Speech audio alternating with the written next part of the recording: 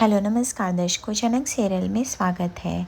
Bell icon को press करना ना भूलें। झनक के ऊपर गिरने वाला है आज समझो समस्याओं का ढेर। देखते हैं झनक कैसे सामना करेगी। ऋषि झनक को लेके आता है हॉस्पिटल और उसको बाहर ही ड्रॉप करता है और बोलता है झनक तुम अंदर जाओ। तभी झनक बोलती क्या हुआ शहरी बाबू, क्या आपको हम पे यकीन नहीं है क्या? ऋषि बोलता है देखो झनक, इस समय मैं तुम्हें कुछ भी नहीं बोल सकता हूँ।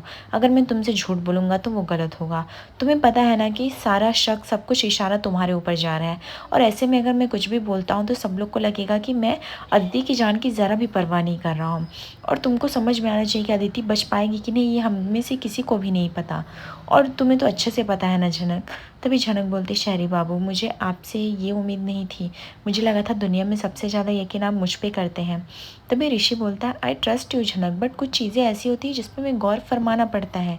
मैं ये झुकला नहीं सकता हूँ, लेकिन हाँ ये बात सच है कि मुझे शक है। मुझे शक मतलब मैं समझ नहीं पा रहा हूँ झनक, कैसा है कि मेरा दिल मानने को तैयार नहीं, बट फिर भी दिमाग इंडिकेशन दे रहा है। तभी झनक जो होती है वो अपनी अम्मा की कसम खाने लगती है और बोलती शहरी बाबू मेरा यकीन कीजिए, मैं ऐसा काम ज़िंदगी में कभी नहीं कर सकती हूँ। किसी की जान लेना मेरा स्वभाव नहीं है। ऋषि बोलता है मैं समझ सकता हूँ, पर झनक तुम्हें ये बात समझनी पड़ेगी। तुम्हारी बात पे भी कोई यकीन नहीं करने वाला।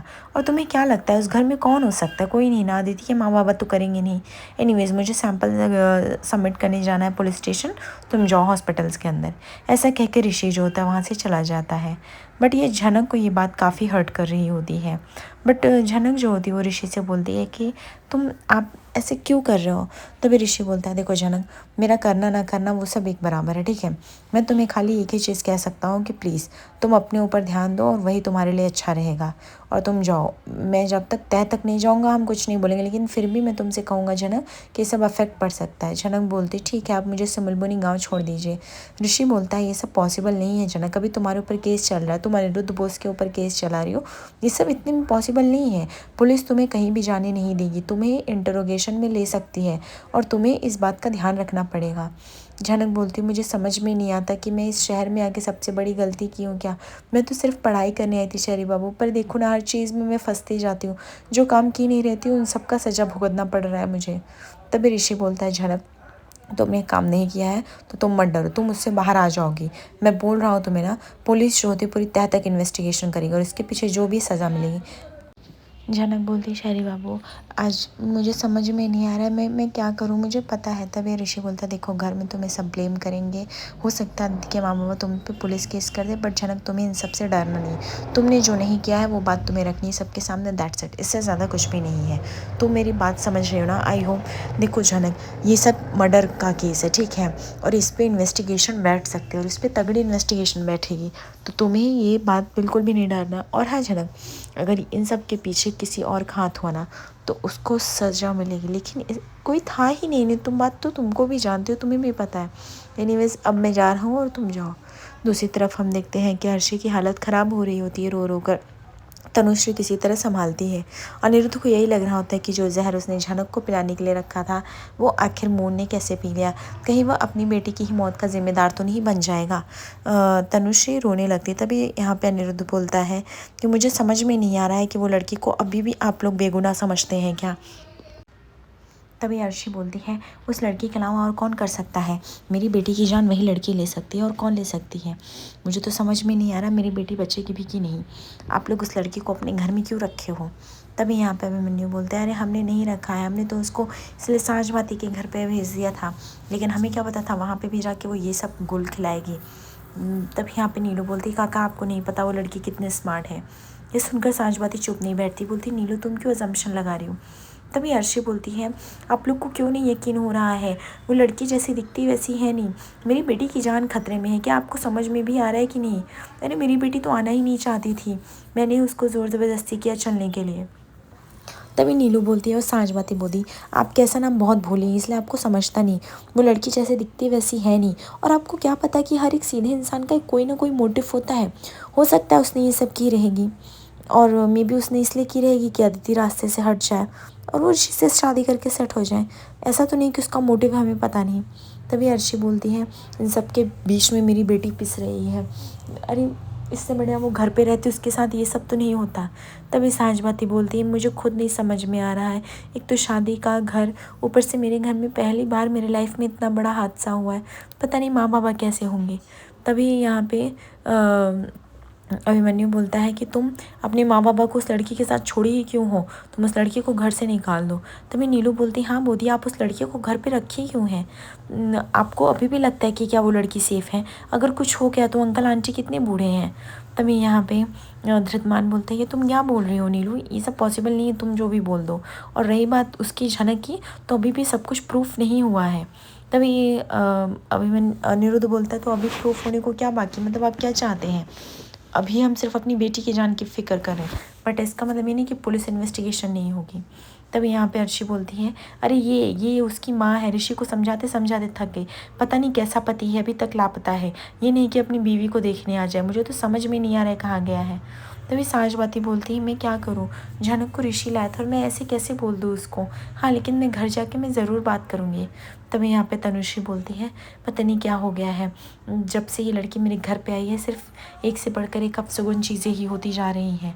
तभी धृतमान बोलता है, ठीक है मैं ऋषि को कॉल करता हूँ, पर साँझबाती मना कर देती है, बोलती बिल्कुल नहीं धृतमान, तुम नहीं फ़ोन करोगे, ऋषि को इतना पता होना चाहिए कि अदिति उसकी वाइफ है, अभी वो लोग अलग नहीं हुए हैं, उसको फ़िक्र तो होनी चाहिए ना, तुम हर बार क्यों उसको याद दिलाओगे ऋषि को, इस बार तो ऋषि से मैं भी गुस्सा हूँ। तभी यहाँ पे अनिरुद्ध बोलता है, बस एक बार मेरी बेटी ठीक हो जाए, मैं किसी को नहीं छोड़ूंगा, और उस लड़की को मैं बताऊंगा कि अनिरुद्ध बोस क्या चीज़ है, उसने मेरी बेटी पे हमला करने की जो कोशिश की ना, इसके लिए उसको बहुत बड़ी कीमत चुकानी पड़ेगी, बहुत बड़ी। दूसरी तरफ हम देखते हैं कि अदिति को आईसीयू वार्ड में शिफ्ट किया जाता है, जहाँ पे अदिति रिस्पॉन्ड नहीं कर पाती, और डॉक्टर बोलते हैं इसको किसी भी हालत में हमें होश में लाना पड़ेगा, तभी हम आगे का ट्रीटमेंट कर सकेंगे। दूसरी तरफ अनिरुद्ध जो होता है वह बिना रुके वह डीआईजी साहब को कॉल लगाता है और उनको उनसे मदद मांगता है, और उनको पूरी घटना के बारे में बताता है कि अदिति मेरी बेटी है और आपको पता है ऋषि मेरा दामाद है, और हम लोग एक फंक्शन में गए थे जहाँ पे अदिति को ये जूस में किसी ने जहर देने की कोशिश की है। देखिए आपके साथ मेरा अच्छा रिलेशन भी रहा है, तो मैं वो सब बातें उखाड़ना नहीं चाहूँगा, मैं सिर्फ एक चाहता हूँ कि पुलिस आए और उस जो शक के आधार पे खूनी है उसको गिरफ्तार करे और लेके जाए, नहीं तो मैं ऐसे चुप नहीं बैठूंगा। और आपको पता है मैं किसकी बात कर रहा हूँ, उसके वजह से ऑलरेडी मेरे बहुत सी कैंडल्स हो चुके हैं। तभी यहाँ पे डीआईजी बोलते, देखिए अनिरुद्ध साहब, ये बात मैं आपको कंफर्म कर देता हूँ कि ना ही कोई चीज़ पुलिस ना कभी किसी की दोस्त होती है ना दुश्मन होती है। हाँ हम सच तक ज़रूर जाएंगे, आपकी बात मैंने नोटिस की है, और आप डोंट वरी रहिए, मेरी पुलिस जो होती है वहाँ पे तहकीकात के लिए कुछ टाइम में पहुँचती होगी, सो प्लीज़ डोंट वरी। और हाँ, आपने जितनी भी बात बताई मुझे सब समझा है, लेकिन हमें एक बार इन्वेस्टिगेशन करने दीजिए। तभी यहाँ पे अनिरुद्ध बोलता है, और आपको पता है ऋषि को अगर आप ये केस देंगे तो वो वन साइडेड करेगा, जो कि मैं नहीं चाहता हूँ ऐसा हो। तभी यहाँ पे पुलिस डीआईजी साहब बोलते हैं, वो मुझे पता है, और मैं भी ऋषि को पर्सनली भी जानता हूँ, प्रोफेशनली भी, तो अनिरुद्ध जी आप चिंता मत कीजिए, मैं काम कर सकता हूँ। दूसरी तरफ यहाँ पे अनिरुद्ध को थोड़ी सी सांस आती है कि वो झनक को जेल करा देगा, लेकिन जैसे ही फ़ोन रख के वह मुड़ता है, वो दिखता है झनक आ जाती है। तभी यहाँ पे अर्शी चिल्लाने लगती है और बोलती, तुम यहाँ पे क्यों आई हो, क्या मेरी बेटी की मौत की खबर सुनने के लिए तुम यहाँ पे दौड़ी चली आई हो, तुम्हें ज़रा भी शर्म नहीं आती है। अनिरुद्ध बोलता है, तुमको तो पुलिस लेके जाएगी, तुम्हें यहाँ पे आने के लिए किसने बोला है। नीलू बोलती है, तुम्हें शर्म नहीं आई जो तुम यहाँ तक चली आई, मुझे तो समझ में नहीं आ रहा है खूनी कैसे यहाँ पे आ सकता है। ये सुनकर साँझबाती से रहा नहीं जाता, साँझबाती बोल देती है कि नीलू अभी तक कुछ सिद्ध नहीं हुआ, तुम उसको ब्लेम करना बंद करो, तब और झनक को कुछ भी ऐसे मत बोलो, हम एक बार रुक जाएं, पुलिस को उसका काम करने दें, उसके बाद ही हम अपनी टिप्पणी दें। तभी अनिरुद्ध बोलता है, तुम्हें क्या चाहिए था, तुम मेरी बेटी से बदला क्यों ले ली। तभी यहाँ पर धृतमान बोलता है, झनक तुम यहाँ पे कैसे आई, कौन लेके आया। तभी नीलू बोलती है, कौन लाया होगा, ऋषि ही लाया होगा इसको छोड़ के, और ये ऋषि को बोली होगी चले जाओ, मैं देख के आती हूँ क्या हो रहा है क्या नहीं। तभी यहाँ पे वो बोलती है, सब बिल्कुल नहीं, शहरी बाबू को कोई काम था इसलिए वो छोड़ के गए हैं, मेरे कहने पे नहीं गए हैं, और मैंने आप लोग को एक बार कह दिया ना, मैंने जूस में कुछ भी नहीं मिला है, मतलब कुछ भी नहीं मिला है, मैं इतनी गिर नहीं सकती। और अदिति दीदी की अम्मा, अगर मुझे अदिति दीदी की जान लेनी होती कब की ले चुकी थी। आप भले अपने बाप का रिश्ता ना निभाए हो, पर मैंने हर वक्त हर समय अपनी बहन होने का रिश्ता निभाया है, ये बात सब जानते हैं। मैंने जहर देने की कोशिश नहीं की, और एक सच है। और आप पुलिस क्या पुलिस कह रहे हैं, बुलाइए पुलिस को, जब मैंने कुछ किया ही नहीं है तो मैं किस बात से डरूंगी।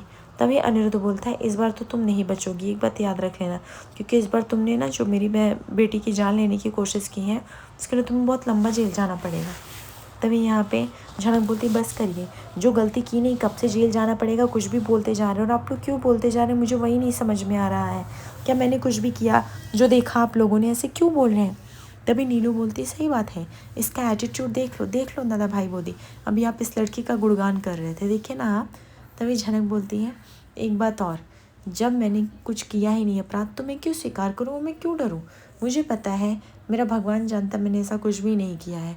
तो प्लीज़ आप लोग मुझे बार बार खूनी कहना और किसी की जान लेने वो सब बंद कीजिए, मैं ये सब बातों में बिल्कुल भी वो नहीं करती हूँ। हाँ मैं यहाँ पे आई हूँ अदिति दीदी का हाल चाल लेने, इससे ज़्यादा कुछ भी नहीं, वो ठीक है या नहीं सिर्फ वो जानने। तभी अनिरुद्ध बोलता है वो जानने या फिर जो तुमने काम किया वो पूरा हुआ कि नहीं।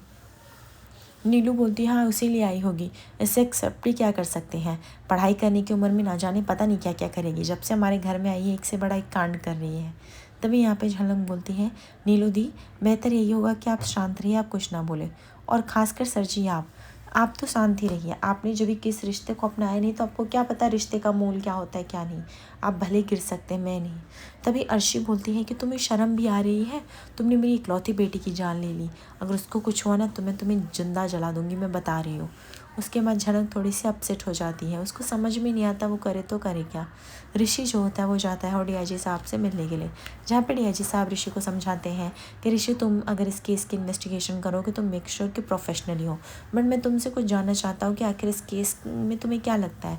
ऋषि बोलता है आपको पता है कि घर वाले ऐसा कर नहीं सकते, मैं मेरे अदिति के बीच हालांकि सब कुछ ठीक नहीं है बट फिर भी मैं अदिति पति पत्नी तो मैं ऐसा कर नहीं सकता हूँ, घर में और कोई न्यू गेस्ट आए नहीं थे, झनक ने ही जूस सर्व किया था तो सबका शक झनक पे ही है। तभी डीआईजी साहब बोलते हैं तुम्हारा मानना क्या है। ऋषि बोलता है सर मेरे मानने ना मानने से क्या होता है, कानून को सबूत चाहिए रहता है, मुझे नहीं लगता झनक ऐसा कर सकती है बट थोड़ा बहुत सबूत उसकी तरफ इशारा कर रहे हैं तो उस पर मैं कुछ ज़्यादा टिप्पणी नहीं कर सकता हूँ। तभी डीआईजी साहब बोलते देखो ऋषि मैं नहीं चाहता कि तुम इसको पर्सनली हैंडल करो, प्रोफेशनली एज ए ड्यूटी होने के नाते एज एसपी होने के नाते अगर तुम इस कैंसल को हैंडल कर सकते हो तो दैट्स मैं तुम्हें ये केस दे सकता हूँ, लेकिन हाँ याद रहे वो लड़की शहर से बाहर नहीं जानी चाहिए। तभी हम देखते हैं कि वहाँ पे पुलिस टीम आती है और वह पूछती है कि अदिति की तबीयत कैसी है। झनक एकदम डरी हुई रहती है क्योंकि सभी लोग झनक की तरफ इशारा कर रहे होते हैं कि जाइए उस लड़की को पकड़िए। अर्शी बताती है सर मेरी बेटी तो अंदर है, आप जाके उससे मिल सकते लेकिन उससे पहले ना आप इस लड़की को गिरफ्तार कीजिए जिसकी वजह से मेरी बेटी की ये हालत हुई है। तभी यहाँ पे इंस्पेक्टर साहब बोलते क्या हुआ मुझे बताइए। अनिरुद्ध बोलता है काम डाउन अर्शी, हम सब पुलिस को बताएंगे। सर हुआ यूँ कि हम एक पार्टी में गए थे यानी शादी के, जहाँ पे मेरी बेटी ने जूस पिया और उसकी अचानक से हालत ख़राब हो गई और बाद में पता चला उस जूस में जहर था। तभी यह सुनकर और जहाँ पे साँझवाती बताती है कि उसकी शादी थी और यह सब उसके घर में हुआ है तो इन्वेस्टिगेशन के लिए वो साथ दे सकती है और झनक एकदम से डर जाती है। आज रात के एपिसोड देखेंगे जहाँ पे जेठू बोलते हैं झनक को स्कूल जाने के कॉलेज जाने के लिए, लेकिन तभी पुलिस आ जाती है झनक को गिरफ्तार करने के लिए। ऋषि बचाने की कोशिश करता है बट पुलिस बोल देती है कि झनक के सब सारे सबूत खिलाफ हैं। आगे एपिसोड पे बने दर्शकों।